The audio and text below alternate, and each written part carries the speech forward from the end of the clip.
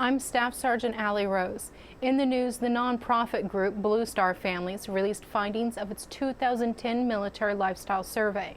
The group found that military families are experiencing high levels of stress, but are adopting coping mechanisms. The survey is a part of a joint Senate and House Military Family Caucus event on Wednesday. Mrs. Sheila Casey, wife of U.S. Army Chief of Staff General George Casey, was one of the speakers. For nearly 4 years, I've had the honor of traveling around the world, speaking with our military troops and our families, and really seeing firsthand what 9 years of war have done to stress, our military. The event included a question and answer period with military families and representatives. The first active duty Army astronaut officially became the new commander of the International Space Station Wednesday. Army astronaut Colonel Doug Wheelock will serve for 6 months during the ISS Expedition 25.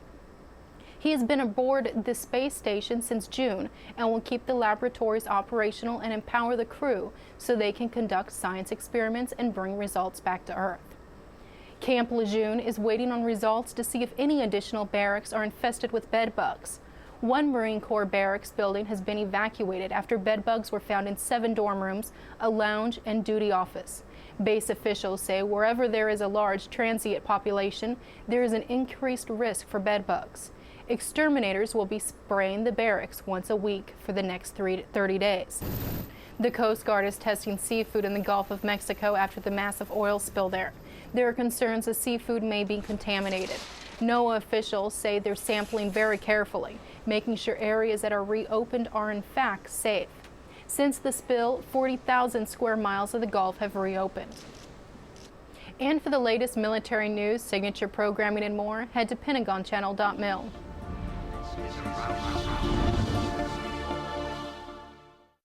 Well, as expected, Warrior Games 2 will bring wounded service members once again to Colorado this spring. They'll gather at the Olympic Training Center in Colorado Springs. Marine Sergeant Ashley Bryant has more.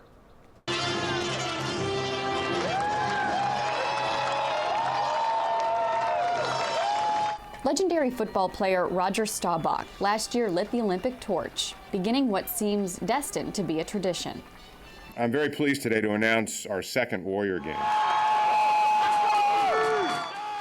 And that comes as good news to wounded athletes who, we're not sure you can tell by watching this,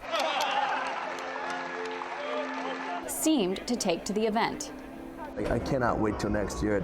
It was an event first conceived by the former Warrior Transition Commander Brigadier General Gary Cheek and the USO and Ride to Recovery founder John Warden.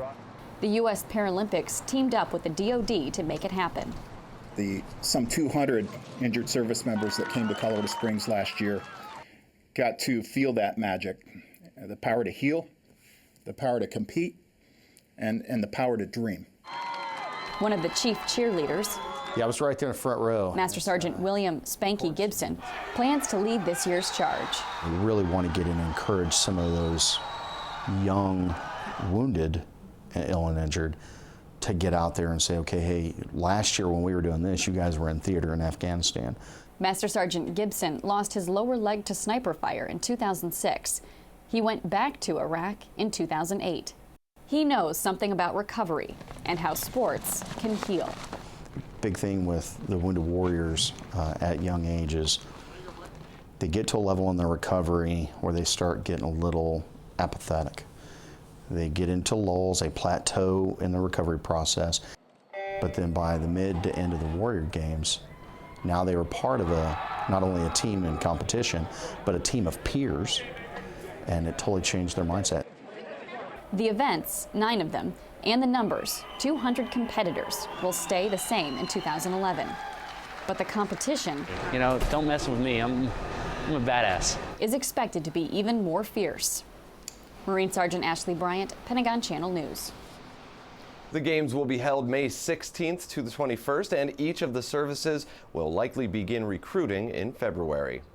Coming up ahead and around the services, we'll take you to the Pentagon for a hero's honor. But first, slinging loads. It's a tough task in Afghanistan when it comes time to transport materials. See how service members are getting the essentials from base to base when we go downrange next.